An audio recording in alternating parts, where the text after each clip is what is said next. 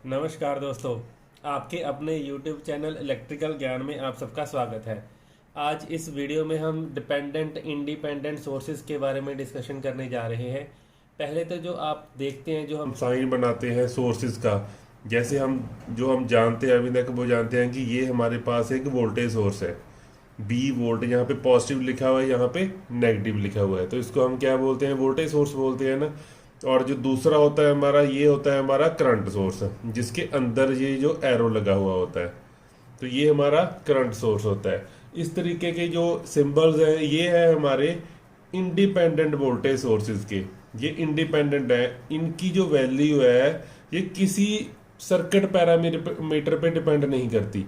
मान लीजिए अगर ये 2 एम्पेयर का है, तो इसकी वैल्यू सर्किट में हर टाइम 2 एम्पेयर ही रहेगी। अगर इसको मैंने मान लिया कि ये 5 वोल्ट है, तो ये 5 वोल्ट का ही रहेगा। ये चाहे आप सर्किट में किसी रेजिस्टेंस को चेंज कर दो या कुछ भी कर दो, पर इनकी जो अपनी वोल्टेज है, जो करंट होता है, वो कभी भी चेंज नहीं होता। तो ये इंडिपेंडेंट सोर्सेज होते हैं। तो आज हम जो डिस्कशन करने जा रहे हैं वो हम करने जा रहे हैं डिपेंडेंट सोर्सेज की। डिपेंडेंट सोर्सेज देखो क्या होते हैं बच्चे। डिपेंडेंट सोर्सेज वो सोर्सेज होते हैं जिनकी अपनी वैल्यू डिपेंड करती है किसी और सर्किट पैरामीटर पे। जैसे मान लीजिए, देखो डिपेंडेंट सोर्सेज दो तरह के होते हैं, एक तो वोल्टेज सोर्स होते हैं, करंट सोर्स होते हैं। पहले हम देखते हैं वोल्टेज सोर्स। वोल्टेज सोर्स दो तरह के होते हैं। एक तो होते हैं वोल्टेज डिपेंडेंट वोल्टेज सोर्स, ये लिख लेना, वोल्टेज डिपेंडेंट वोल्टेज सोर्स। मैं इसको समझाऊंगा लिख के कि होता क्या है। वोल्टेज डिपेंडेंट मतलब क्या है कि ये जो पहली बात तो ये वोल्टेज सोर्स है। अगर ये डिपेंडेंट कर रहे हैं, अगर ये डिपेंडेंट है, इंडिपेंडेंट नहीं है, तो इसका पहली बात तो ये जो सिंबल आएगा ना, वो डायमंड की शेप में होगा। ये वाला पतंग वाला ये डायमंड की शेप में होगा। वो गोल वाला जो हम सर्कल वाला करते हैं, ये नहीं होगा। ये तो किसका था? ये इंडिपेंडेंट का था। ये डिपेंडेंट सोर्स है। अगर हम वोल्टेज सोर्स की बात कर रहे हैं, तो वोल्टेज सोर्स की निशानी यही होती है कि पॉजिटिव और नेगेटिव लिखा हुआ होगा। ठीक है। दूसरी चीज है इसमें, जो आप ये कह रहे हैं कि वोल्टेज डिपेंडेंट वोल्टेज सोर्स की, इसकी जो वोल्टेज है वो डिपेंड करती है किसी और वोल्टेज पे। सर्किट में कहीं पे अगर कहीं पे वोल्टेज इंक्रीज या डिक्रीज होगी, तो इस ये जो हमारा वोल्टेज सोर्स है, ये भी अपनी वोल्टेज चेंज कर लेगा। मान लीजिए इसने लिखा है कि KV1, ये इसकी वैल्यू है। मींस सर्किट में सपोज करो ये लगा हुआ है, और सर्किट में यहां पे एक रेजिस्टेंस है। इस रेजिस्टेंस को कोई ना कोई और किसी और इस साइड से भी करंट आ रहा है। इसके क्रॉस वोल्टेज है मान लीजिए V1। तो KV1 का क्या मतलब है? मान लीजिए K की वैल्यू कुछ भी हो सकती है, 1 टू इन्फिनिटी। K की वैल्यू कुछ भी हो सकती है। मान लीजिए जहां पे वोल्टेज है 2 वोल्ट, और हमारी K की वैल्यू इसने कहा है, यहाँ पे लिखा है K की जगह पे हम लिख लेते हैं कि ये जो हमारा वोल्टेज सोर्स है ये 2V1। It means 2V1 means अगर ये यहाँ पे V1 वोल्टेज 2 वोल्ट है, तो 2 वोल्ट को हम मल्टीप्लाई करेंगे 2 से, और इसकी वोल्टेज आ जाएगी हमारी 4 वोल्ट। इसकी वोल्टेज हमारी 4 वोल्टेज आ जाएगी। ये फिक्स नहीं होती है। मान लीजिए किसी कारण यहाँ पे करंट आना इंक्रीज हो गया, तो यहाँ पे वोल्टेज ड्रॉप भी इंक्रीज हो जाएगा। मान लीजिए 2 की जगह ये यहाँ पे आ गया हमारा 4 वोल्ट है, V1 की वैल्यू 4 वोल्ट है। अगर V1 की वैल्यू 4 वोल्ट है, तो यहाँ पे हमारा आ जाएगा क्या? हमारा 4, और K की वैल्यू क्या है? यहाँ पे इसने दिया है 2V1। इस वोल्टेज सोर्स की वैल्यू दी है 2V1। इट मीन्स V1 को 2 से मल्टीप्लाई करो, मीन्स V1 क्या है हमारा 4, और 2 से मल्टीप्लाई करो। इसकी वोल्टेज आ गई हमारी कितनी? 8 वोल्ट। तो इस तरीके से ये फिक्स नहीं रहते सर्किट में। अगर जिसके ऊपर ये डिपेंड कर रहे हैं, जिस पैरामीटर के ऊपर ये डिपेंड कर रहे हैं, अगर वहां पे वैल्यू चेंज होती है, तो ये भी अपनी वैल्यू चेंज कर लेते हैं। जबकि जो इंडिपेंडेंट वोल्टेज सोर्सेज थे, उसमें कभी भी ये वोल्टेज चेंज नहीं होती थी। जितनी भी इस पर लिखी हुई है वही वोल्टेज रहती थी। ये बात क्लियर होगी। तो सबसे पहले हमने क्या पढ़ा कि voltage dependent voltage source. Voltage, इसका सिंबल देख लो जी, वोल्टेज डिपेंडेंट वोल्टेज सोर्स का। ये हमारा हो गया, यहां पे लिखा KV1, मतलब ये पॉजिटिव ये नेगेटिव, यही निशानी है। पॉजिटिव नेगेटिव लिखा है, इट मींस ये क्या है? Voltage source. Voltage source. और ये इस वोल्टेज पे डिपेंड कर रहा है, किसी वोल्टेज, इसलिए इसको बोलते हैं वोल्टेज डिपेंडेंट वोल्टेज सोर्स। और दूसरा होता है हमारा current dependent voltage source.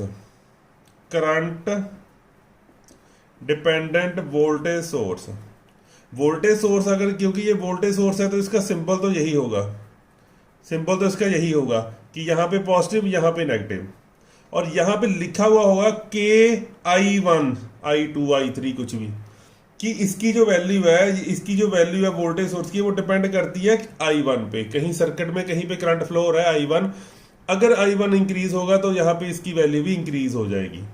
Clear होगी मेरी बात? तो वोल्टेज डिपेंडेंट जो वोल्टेज सोर्स होते हैं, सॉरी, जो वोल्टेज सोर्स होते हैं हमारे, वो दो तरह के होते हैं। एक तो वोल्टेज डिपेंडेंट वोल्टेज सोर्स, एक करंट डिपेंडेंट वोल्टेज सोर्स है। ठीक है जी। अब आगे आता है हमारा करंट सोर्स। जो करंट सोर्स होते हैं, करंट सोर्स भी दो तरह के होते हैं।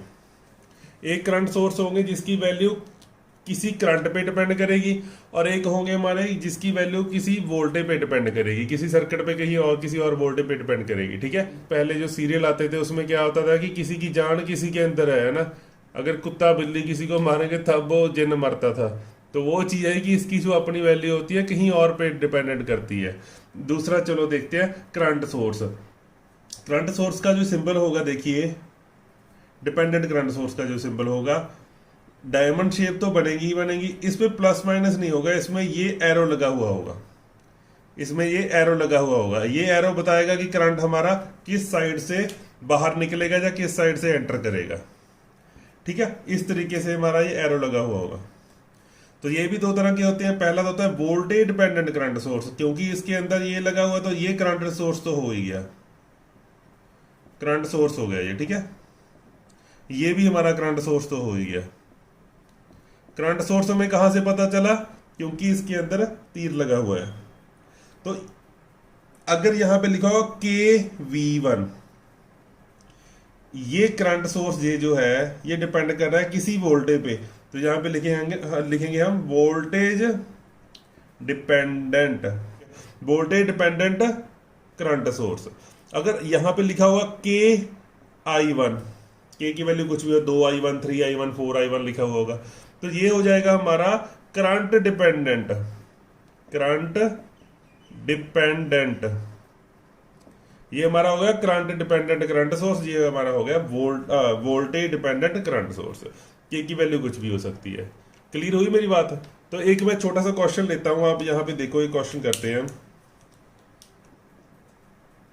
देखिए ये क्वेश्चन है हमारा, इसमें इसने पूछा है कि find the total current IT। यहाँ पे टोटल करंट पता करना है हमें। अब देखिए यहाँ पे तो हम करंट निकाल, अगर देखो यहाँ पे जो करंट है वो क्या होगा, ये दोनों जो ब्रांचेस हैं, इन दोनों ब्रांचेस का जो करंट होगा उसको अगर हम प्लस कर देंगे तो ये वाला हमारा करंट आ जाएगा ना। ठीक है, तो देखो यहाँ पे देखो, आप ये तो पॉसिबल नहीं है कि यहाँ पे हम टोटल करंट निकाल लें रेजिस्टेंसेस को कैलकुलेट करके।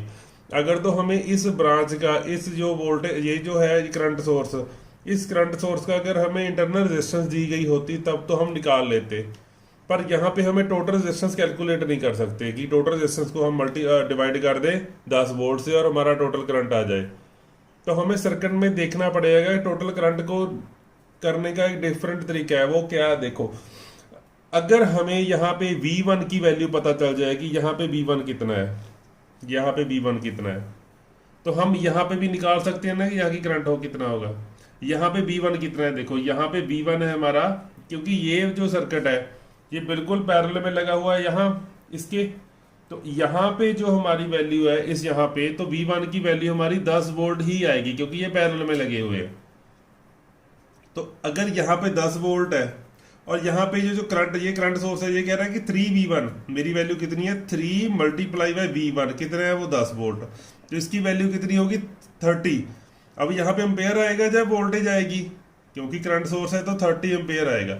इट मीन्स इस साइड जो करंट गया हमारा वो कितना गया 30 एम्पेयर। ओके, और इस साइड जो हमारा करंट गया, इस साइड करंट कितना जाएगा हमारा 10 divide by 5 voltage divide by resistance, तो यहां पे गया हमारा 2 एम्पेयर करंट। तो यहां से कितना निकला होगा इस साइड से 32, क्योंकि इसका सिंबल भी नीचे को है और यह भी नीचे को जाएगा। ठीक है, अगर यहाँ पे पॉजिटिव होता तो हमारा टोटल करंट कितना आ गया, हमारा 32 वोल्ट 32 एम्पेयर आ गया। इस तरीके से हम करते हैं इन क्वेश्चंस को सॉल्व। एक तो क्वेश्चन और करवा दूंगा अगर आप डिमांड करोगे। वैसे जेई के सिलेबस के लिए, जेई के लिए ये क्वेश्चंस नहीं आते। एई के पेपर के लिए जहाँ फिर हमारे जो सेंटर के एग्जाम्स है उसमें तो थोड़ा बहुत पूछ लेते हैं, पर सिंपल इस तरीके से आपका क्वेश्चन सॉल्व हो जाएगा। ठीक है, थैंक यू वेरी मच।